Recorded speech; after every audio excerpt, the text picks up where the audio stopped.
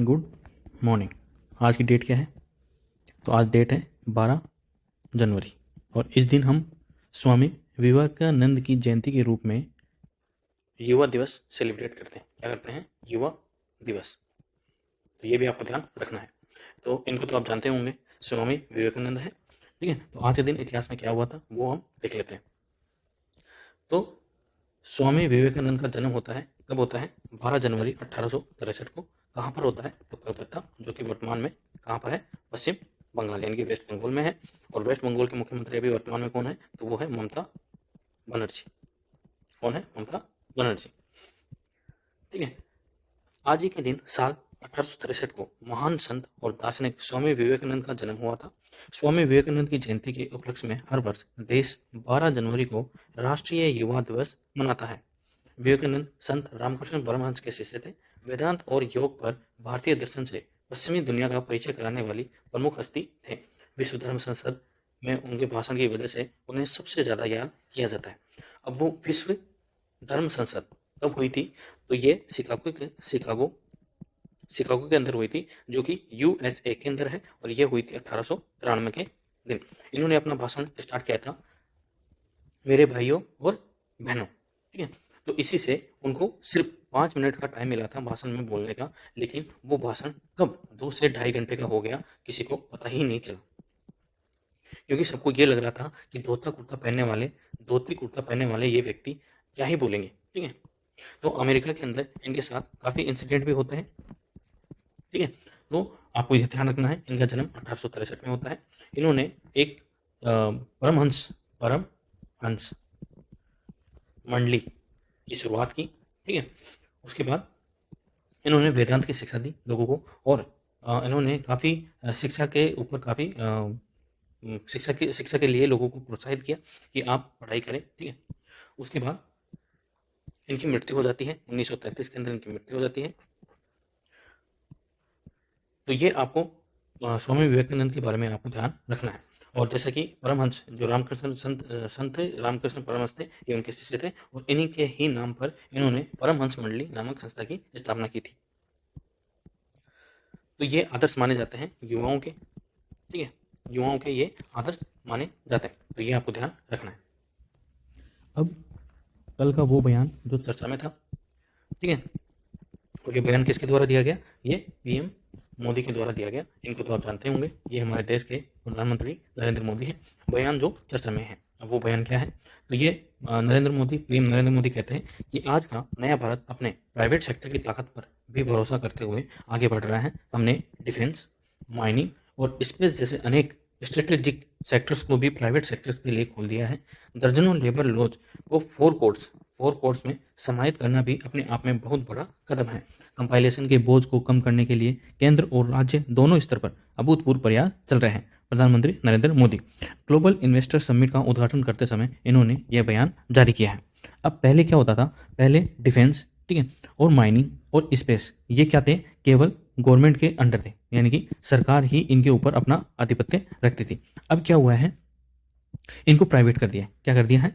मतलब प्राइवेट कर दिया है। अब कोई अन्य लोग भी इनके अंदर अपने हाथ आजमा सकते हैं। हमने थोड़े दिन पहले पढ़ा था, एक प्राइवेट जो लॉन्च व्हीकल है, रॉकेट है, उसका अभी परीक्षण हुआ था। ठीक है, उसका परीक्षण हुआ था, हमने पढ़ा भी था उसके बारे में।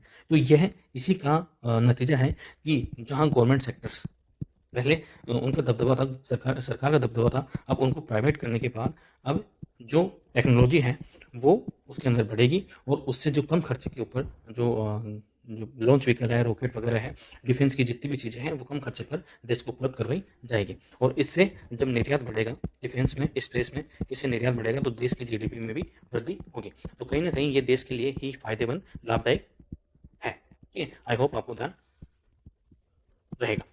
ठीक है, तो ये बयान था जो कि प्रधानमंत्री नरेंद्र मोदी का चर्चा में है। तो आपको ध्यान रखना है कि अब अगर आपसे ये पूछा जाए कि निम्न में से कौन सा सरकार के अधीनस्थ अब नहीं है, तो आपको ध्यान रखना है डिफेंस भी नहीं है, माइनिंग भी नहीं है, स्पेस भी नहीं है। पहले ये सरकार के अंडर आते थे पूरे 100%। अब इन्होंने क्या किया? सरकार ने प्राइवेट कर दिया इनको कि इनके अंदर भी अब एक लिमिटेड तरीके से प्राइवेट जो सेक्टर है वो भी अपने हाथ आजमा सकता है। तो ये आपको ध्यान रखना है। सरहद पर खामोशी से दुश्मनों को चित करेगी वीर। अगर आपसे पूछा जाए हाल ही में समाचारों में रहा वीर से आप क्या समझते हैं? तो ये एक तरह की कार होगी। क्या होगी? एक तरह की कार होगी। इसकी विशेषताएं देख लेते हैं, क्या क्या इसकी विशेषताएं हैं। ये आपको इस पिक्चर के अंदर दिख भी रही होगी, ठीक है। इस पिक्चर के अंदर आपको दिख भी रही होगी, ये एक तरह की कार है। विशेषताएं: 20 से -60 डिग्री तापमान में भी ये कारगर है। 40 मिनट में चार्ज होने पर 504 किलोमीटर ये चलती है। कितनी चलती है? 40 मिनट में चार्ज होने पर यह 504 किलोमीटर चलेगी। साथ ही ग्रेटर नोएडा स्थित India expo centre and mart में शुरू हुए ऑटो एक्सपो में प्रदर्शित प्रवेग कंपनी की वीर कार, ठीक है। तो ये एक इलेक्ट्रिक वाहन है, इलेक्ट्रिक कार है, ठीक है, जो 40 मिनट चार्ज होने पर कितने किलोमीटर चलेगी? 504 किलोमीटर। उसके बाद इसकी और क्या विशेषता है? तो और इसकी विशेषता है कि ये 4.9 सेकंड में 100 किलोमीटर की रफ्तार पकड़ सकती है। मतलब काफ़ी अच्छा पिकअप है इसका। 210 किलोमीटर प्रति घंटे की रफ्तार इसकी मैक्सिमम है। उसके बाद ही 90 सेंटीमीटर ऊंचाई तक भरे 90 सेंटीमीटर ऊंचाई तक भरे पानी में ये आसानी से दौड़ेगी, तो काफ़ी अच्छी है। तो ये भी आपको ध्यान रखना है कि हाल ही में समाचारों में रही जो ये वीर है, ये क्या है? तो ये एक तरह की इलेक्ट्रिक कार है जो सेना के लिए बनाई गई है। देश की सरहद पर दुश्मनों पर नजर रखने के लिए शांत माहौल और एकाग्रता जरूरी है। ऐसे में बिना शोर के इंजन वाली कार इसमें अहम किरदार निभा सकती है। भारतीय सेना ने पिछले वर्ष दिसंबर में अपने बड़े बेड़े में इलेक्ट्रिक वाहनों को शामिल करने का निर्णय था। ऑटो एक्सपो में ऐसी कार प्रदर्शित की गई है जो अपने आने वाले समय में सरहद पर जवानों के साथ पेट्रोलिंग करने और दुश्मनों के इरादों को विफल करती नजर आएगी। बेंगलुरु की परवेग कंपनी, अब जैसा कि मैंने आपको बताया कि प्रधानमंत्री नरेंद्र मोदी का जो बयान था कि डिफेंस के अंदर भी अब जो प्राइवेट कंपनियां हैं वो भी अपने हाथ आजमा रही हैं। तो ये प्रवेग जो कंपनी है एक तरह की प्राइवेट कंपनी है। इसने बेंगलुरु के अंदर जो सेना है उसके लिए इलेक्ट्रिक कार बनाई है। ने SUV सेगमेंट की वीर नाम से इलेक्ट्रिक कार पेश की है। वर्तमान में इसे वन विभाग इस्तेमाल में ला रहा है। भारतीय सेना ने इसमें रुचि दिखाई है। तो आई होप आपको ये समझ में आया होगा। अब ये जोशीमठ जो कहाँ पर है? ये है उत्तराखंड के अंदर। अब आपको पता है वहाँ पे माइनिंग हो रही थी पहाड़ों के अंदर, और पहाड़ों के अंदर माइनिंग होने की वजह से जो पानी है वहाँ से काफ़ी पानी बहकर निकला। इससे क्या हुआ? वहाँ पर मकानों के अंदर दरारें पड़ गई है, यानी कि वहाँ पे जो ज़मीन है वो नीचे धंस रही है। अब ये सरकार है, ठीक है, और ये वहाँ पर रहने वाले लोग हैं, ठीक है। तो इन्होंने जब गलती सरकार की है क्योंकि वहाँ पर सर्वे नहीं किया गया, और सर्वे नहीं करने के कारण वहाँ पर जो रहने वाले लोग हैं उनके साथ अभी परेशानी हो रही है, क्योंकि उन्होंने अपने खून पसीने की कमाई से वहाँ पर मकान बनाया, ज़मीन खरीदी, ठीक है। अब वही नहीं रही तो अब गलती किसकी है? सरकार की, और सरकार ने बूंद रखी है अपनी आँखें। तो इन दोनों के बीच में एक समझौता होने वाला था कि मुआवजे की रकम दी जाए, और जितने मकान हैं वहाँ को जितनी ज़मीन पर मकान है वो वहाँ पर ज़मीन उपलब्ध करवाई जाए किसी अन्य जगह, और मकान का मुआवजा भी दिया जाए। तो यह दरार भी बढ़ती जा रही है। किसके बीच में? सरकार और वहाँ पर रहने वाले लोगों के बीच। मुआवजे की रकम पर असहमति जताई है किसने? सरकार ने। तो ये कहीं ना कहीं लोगों के साथ धोखा है। तो आपका क्या विचार है? आप मुझे कमेंट बॉक्स में बताइए। अब आपको जैसे कि पता है 2019 के अंदर PM मोदी की सरकार ने, ठीक है, तीन तलाक को बैन कर दिया था, ठीक है। उसके बाद भी यह रुकने का नाम नहीं ले रहा है। किसी को कानून की कोई परवाह ही नहीं है। अब परवाह इसलिए भी नहीं है क्योंकि जो पुलिस है ना वो समय पर कार्रवाई नहीं कर रही है, समय पर जो कार्रवाई है वो नहीं कर रही है। अब जो मुसलमान है वो कितने तरीके से, 3 तरीके से जो तलाक देते हैं मुसलमान, वो हम देखने वाले हैं इसके अंदर। 3 तरह से तलाक देते हैं मुसलमान, जिसमें सबसे पहला है तलाक-ए-हसन। कौन सा है? तलाक-ए-हसन। ये एग्जाम में पूछा जाता है, ठीक है, तो ये आपको ध्यान रखना है। इसमें शौहर पत्नी से एक महीने के गैप पर 3 बार तलाक बोलता है। तो तलाक-ए-हसन में क्या होता है? 3 महीने का टाइम मिलता है, ठीक है। तो 3 महीने में 1, ठीक है, 2 और ये 3, तो 3 महीने का समय मिलता है पति पत्नी को, और उसमें हर एक महीने में तलाक देता है।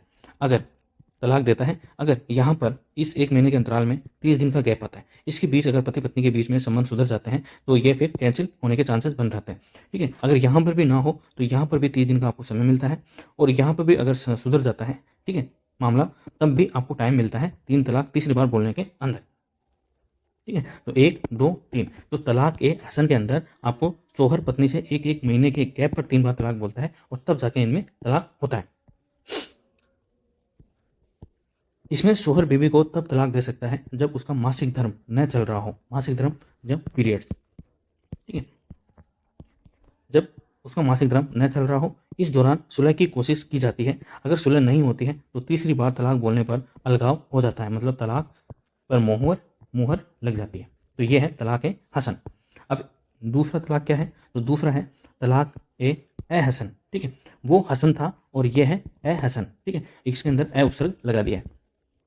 इसमें 3 बार तलाक बोलना जरूरी नहीं है। शोहर 1 बार तलाक बोलता है, फिर 3 महीने एक ही छत के नीचे पत्नी से अलग रहता है। पति चाहे तो इन 3 महीनों में तलाक वापस ले सकता है। अगर ऐसा नहीं होता तो तीसरे महीने तलाक हो जाएगा। तो इसके अंदर भी 3 महीने का ही समय होता है। लेकिन इसमें क्या होता है कि जो पति है वो सिर्फ एक ही बार तलाक बोलता है और 3 महीने तक पति पत्नी से अलग रहता है, लेकिन एक ही छत के नीचे रहता है। ठीक है, तो इनके जो मतलब है वो आपसे एग्जाम के अंदर पूछा जा सकता है कि तलाक हसन में क्या होता है, तलाक ए हसन के अंदर क्या होता है। ठीक है, तो वैसा ही है। तो एक बार फिर से देखिए, इसमें 3 बार तलाक बोलने की ज़रूरत नहीं होती है। शोहर 1 बार तलाक बोलता है, फिर 3 महीने एक ही छत के नीचे पत्नी से अलग रहता है। पति चाहे तो 3 महीने में तलाक वापस ले सकता है। अगर ऐसा नहीं होता है तो तीसरे महीने तलाक हो जाएगा, मतलब मुहर लग जाएगी। ठीक है, फिर नेक्स्ट जो है वो कौन सा है? इंस्टेंट या ट्रिपल तलाक। कौन सा? इंस्टेंट या ट्रिपल तलाक। इसमें क्या होता है? तलाक तलाक तलाक 3 बार बोल देते हैं और तलाक इंस्टेंट मतलब उसी समय से लागू हो जाता है। ठीक है, तो इसमें पति बीवी को एक ही बार में 3 बार बोलकर या लिखकर तलाक दे सकता है। तलाक के बाद शादी टूट जाती है। हालांकि अब 3 तलाक देना गैर कानूनी है, जैसा कि मैंने आपको बताया। 2017 में सुप्रीम कोर्ट के 5 जजों ने इसके ऊपर मुहर लगा दी थी। ठीक है, हालांकि अब 3 तलाक देना गैर कानूनी है। ऐसा करने पर 3 साल की सजा का प्रावधान है। 2017 में इसे सुप्रीम कोर्ट के 5 जजों की बेंच ने असंवैधानिक ठहराया था। इसके बाद अगस्त 2019 में यह कानून लागू हो गया था। जैसा कि मैंने बताया, 2017 में तो ये मोड़ लग गई थी कि यह असंवैधानिक है और 2019 में यह लागू हो चुका था। ठीक है, तो इसके अंदर अगर ऐसा कोई व्यक्ति 3 बार तलाक देता है, इसको तलाक ए बिद्दत भी कहा जाता है। क्या कहा जाता है? तलाक ए बिद्दत। ठीक है, तो ये सबसे खराब तलाक माना जाता है मुसलमानों के अंदर। इसके अंदर जो मुस्लिम महिलाएं हैं, ठीक है, वो एक असहाय की तरह महसूस करती है, असहाय महसूस करती है, क्योंकि इसके अंदर उनको कोई राइट्स है ही नहीं, उनको कोई राइट्स ही नहीं है। तो जैसे हिंदुओं में क्या होता है कि दोनों पक्षों को सुनकर फिर तलाक लिया जाता है और उसके लिए कोर्ट कचहरी जाने की ज़रूरत पड़ती है। लेकिन मुसलमानों में क्या होता है, इसमें कोर्ट कचहरी की जाने की ज़रूरत ही नहीं होती है। सारा का सारा जो कंट्रोल है तलाक का वो किसके पास होता है? पति के पास। इसलिए जो मुस्लिम महिलाएं हैं वो दबकर रहती है अपने पति से, क्योंकि कब 3 तलाक बोल दें उसका कोई भरोसा नहीं है। क्योंकि मुस्लिम महिलाओं के पास तलाक देने का राइट्स ही नहीं है, मतलब अधिकार ही नहीं है, जबकि हिंदू महिलाओं के अंदर तलाक लेने का राइट्स भी है और देने का भी राइट्स है। तो ये इसके अंदर ये है। ठीक है, इसको इंस्टेंट तलाक या तलाक के बिद्दत के रूप में भी जाना जाता है। इसमें पति बीवी को एक ही बार में 3 तलाक बोलकर या लिखकर तलाक दे सकता है। तलाक के बाद शादी टूट जाती है। हालांकि अब 3 तलाक देना गैर कानूनी है। फिर से मैं पढ़ के बता रहा हूँ आपको, क्योंकि ये एग्जाम में पूछा जा सकता है। ऐसा करने पर 3 साल की सजा का प्रावधान है। 2017 में सुप्रीम कोर्ट के 5 जजों की बेंच ने असंवैधानिक ठहराया था, जिसके बाद अगस्त 2019 में यह कानून बनाया गया था। अब ये न्यूज़ के अंदर क्यों है वो भी देख लेते हैं। अब मुस्लिम महिलाएं तलाक ए हसन और तलाक ए एहसन को भी खत्म करने की मांग कर रही है, इसलिए ये न्यूज़ के अंदर आया है। इसको लेकर सुप्रीम कोर्ट में याचिका दायर की जा चुकी है। ठीक है, तो क्या होता है हलाला? अब ये मुस्लिम महिलाओं के लिए किसी यातना से, मतलब नरक की यातना से कम नहीं। ठीक है, तो क्या होता है हलाला? हलाला यह मुस्लिम महिलाओं के लिए या लड़कियों के लिए किसी नरक की यातना के समान होता है। इसमें क्या होता है? मुस्लिम पर्सनल लॉ के मुताबिक अगर किसी मुस्लिम महिला का तलाक हो जाता है और वह उसी पति से दोबारा निकाह करना चाहती है तो उसे किसी और शख्स के साथ संबंध बनाना पड़ता है। इसके बाद वो अपने पति से फिर से निकाह कर सकती है। संबंध का यहाँ ये है कि सेक्सुअल संबंध बनाने पड़ते हैं, यानी कि शारीरिक संबंध बनाने पड़ते हैं। फिर चाहे वो देवर हो सकता है या बहनोई हो सकता है, ठीक है, या कोई अन्य पर्सन हो सकता है जो उसी परिवार से संबंध रखता हो। तो ये होता है हलाला, जो मुस्लिम महिलाओं के लिए किसी यातना से कम नहीं है, नरक की यातना से कम नहीं है। इसलिए मुस्लिम महिलाएं चाहती हैं कि तलाक ए हसन और तलाक ए हसन को भी खत्म करने की कोशिश हो। ठीक है, आई होप आपको ये समझ में आया होगा। Thank you so much. अगर आपने पूरा वीडियो देखे हैं तो प्लीज़ वीडियो को लाइक करें, शेयर करें और चैनल को सब्सक्राइब जरूर करें ऐसे ही और करंट अफेयर देखने के लिए। Thank you so much.